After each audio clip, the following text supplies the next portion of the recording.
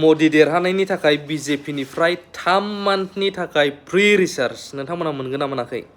बेखौ आंबो खालामनानै लाबाय थारैनो 3 मान्थ टटेल 84 डेजनि थाखाय मोनो स्टेप बाय स्टेप नायलांजोब भिडिअखौ नायलांजोबनानै हाजासे शेयार खालामनो हागोन जाहाथे बयबो मोननो हायो बेखौ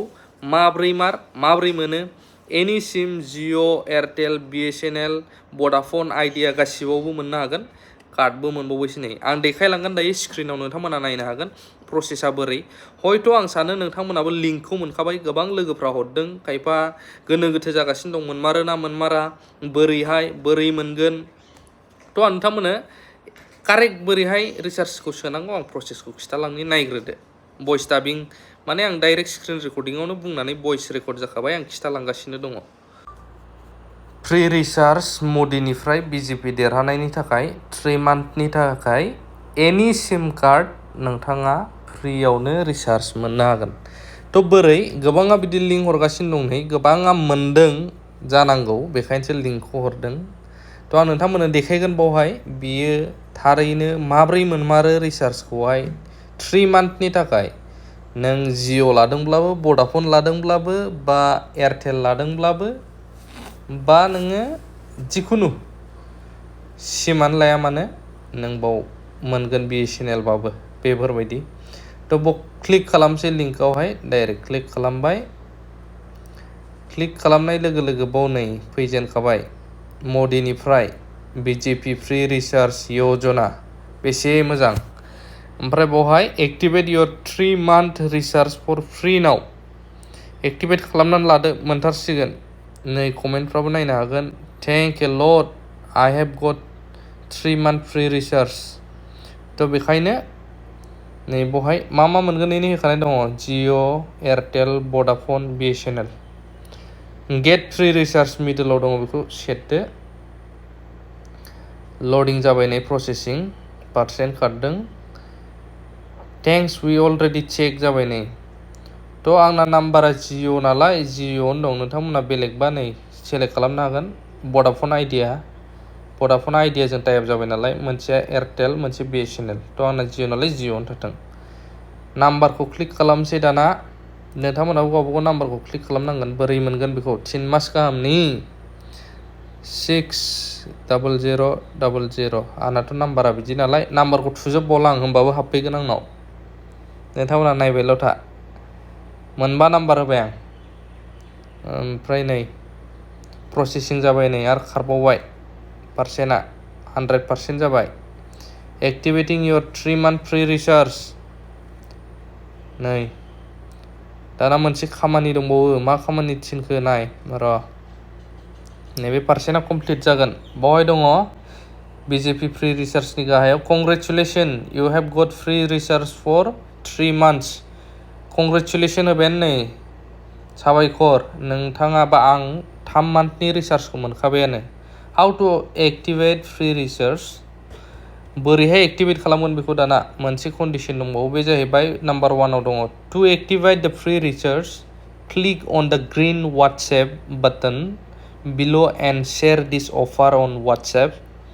to 5 groups or 10 friends so that they can also take advantage of this offer बहाय फोरमायदों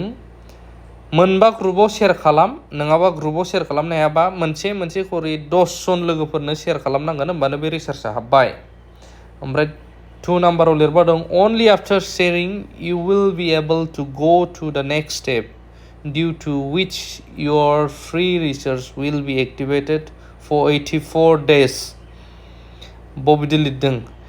84 सान बा 84 डेजनि थाखाय शेयार खालामखाङोबासो नों रिसार्जखौ एक्टिवेट खालामनो हागोन बा मोनगोन नेक्स्ट स्टेपखौ बेबायदि थ' शेयार खालामनांगौ दायो थ' नोंथांमोना बाव हमनो हादोंना शेयार खालामबाय बिदिनो WhatsAppआव नै WhatsApp अपेन खालामना शेयार खालामहैयोबा डाइरेक्ट सोरनो हरो थांबायमोन बियो 50% थांबायानो नै बिदि शेयार खालामबाय थायोब्ला नै 10 ग्रुप लोगों को शेयर करने के तुरंत बाद ही आपको 28 दिन का रिसार्ज मिल जाएगा 28 दिननि जालायबाय नै खनसे शेयारबावबाय आंथ' शेयारखौनो खालामबावाखै आरो शेयारबावबाय आं केन्सेल खालामबाय 70% आरो शेयार बावबाय केन्सेल खालामबाय आं नै शेयार खालामलायना केन्सेल खालामबाय बोरै मोनथारो नायजोबबासो बुजिगोन दै 80% थांबायानो हनै आंना बे 100% जाहैनांगौ 90% केन्सेल खालामबाय आं अपेन खालामबावाखै वाट्सएपखौनो 94% 96% 98% नै congratulation you have got free recharge for 3 month next स्टेपाव थांलायबाय क्लिक एलाउ टु नै एबार मा स्टेप दङ अनलाइन टेस्ट फैबाय नै बेलेग वेबसाइट नुदोंना नोंथांमोना रिचार्जखौ होखांबायानो बिसोरो मोनसे खोथाखौ गोसोआव लाखि बे खोथाया जाहैबाय जेब्ला आं सेरदोंमोन बहाय आं नाम्बारखौबो होजोबाखै बोरै रिचार्ज फैखो दा नैबेबायदि लिंक शेयार खालामनो होबाय थायो 10 जननो नङाबा मोनबा ग्रुपआव थ' नोंबो सानबाय मोनमारदों नोंबो सोरनोबा हरबाय बैबो सोरनोबा हरबाय बेबायदिनो शेयार जालायगासिनो दं बे टटेलि फेक्ट बिनि गेजेराव सोरबा सोरबा कारेक्ट नाम्बार होनानै लादोंबा नाम्बाराव फन फैनो हागौ मेसेज फैनो हागौ OTP बिनो हागौ नोंथांनाव लटारि नांबाय होननो हागौ नोंथाङा इसिखिनि रोखोम देरहाखांबाय नोंथाङा ओरैबायदि सेलेक्सन जाबाय नोंथांनि खाफालाव बिदि लटारि नांदों लाख थाखानि बेखौ मोननोबा नैबे OTPखौ हर नोंनि नाम्बारा जुदि बेंकजों लिंक दङब्ला बेयावनो नोंनाव बेलेन्स बेसेबां दं डिडाक्ट जाजोब्बाय दानजोब्बाय फैसाया बेबायदि फ्रड खालामजागासिनो दं फ्रड सोलिगासिनो दं जोंनि गेजेराव मिथिबायना रायजोफोर थ' नोंथांमोना नुनो मोनबाय गोबाङा जोंनियाव फोथायो नैबे मोनसे कार्डसो बे आंखौहाय मोनसे प्रमोसन भिडिअ बानायनो लेंहरदों मोजां भिडिअ जागोन थाग्रा जायगानि थ' जिखुनुआनो जाया आजिखालि गोबां स्केम सोलियो बिदिनो बिराद नंगौ बायदि नोंनि फार्स्टआवहाय ब्रेनखौ डाइभार्ट खालामगोन आरो माबा मोनसे मोनगोनबा बयहाबो आसा थायो लब होननाय जिनिसा बायो ओमफ्राय फोथायनायजों बिदिनो OTPनो मानो हरजोबनानै लासिगोन लास्टावसो हालाय हाफाय गोबां बर'फ्राबो जाखांबाय सोरबा लाख थाखा एकाउन्टनिफ्राय दसेनो स्रोद लांजानाय आरो नों नागिरनानै मोनफिना बिदिखौ जाहाथा डेन्जार बुस्थु बियो बेबायदि हेकारफ्रा नोंनिफ्राय दानजालांखाबायबा लास्टाव नोंनिसो रेकर्ड थाहैबावगोन नों बेनो नोंनो आप्रुभेल होदों नोंखौ नोंनो आप्रुभ होदों मानो होनबा नों OTPखौ खिथाहरदों बेंकफ्रा हाजार टाइम बुंखायो फ्रडफोरनिफ्राय बासायनानै था सोरबाफोर OTPफोर बियोब्ला बेंकनि नाम लानानै बियोब्लाबो दाहो इभेन बेंक वर्कारफोरनोबो नोंनि OTP वान टाइम पासवर्ड जायखौ होनो जोङो गाव गावनि सिक्रेट सिकिउरिटि कोड बेखौ इभेन बेंकनि मावग्राफोरनोबो दाहो होननानै बुंबावो बेंकनि मेसेजफोर फैनायखौ नुयोना जोङो थ' बेखायनो साबधान जा गोबां बर'फ्रा बिदिनो क्लिक खालामो नट अनलि मबाइल बे नोंनि बेंकखौल' हेक खालामगोन बेबो नङा इभेन लिंकफ्राव क्लिक खालामनायानो बिराद प्रहिबिटेड आं दा नैबेखौहाय आइफनाव क्लिक खालामदोंमोन नाथाय एन्ड्रइड मबाइलफ्रावथ' ओरैबायदि सिकिउरिटिया बुहुत खमसिनबाव प्राइभेसि एन्ड सिकिउरिटिया आइफनाव जेरैबायदि सिकिउर बांसिन थायो एन्ड्रइडआव बांसिन गैबावा थ' मा खालामनो हायो नोंखौहाय नों वान्स क्लिक खालामनाय लोगो लोगो गोरा हेकारफ्रा नोंनि फुरा इनफरमेसन नोंनि फन सिङाव मा दं मा बाहायदों नोङो मा खालामगासिनो दं सोरजों कन्टेक्ट दङ गासैखौबो नों आलाउ खालामनाय जाबाय नालाय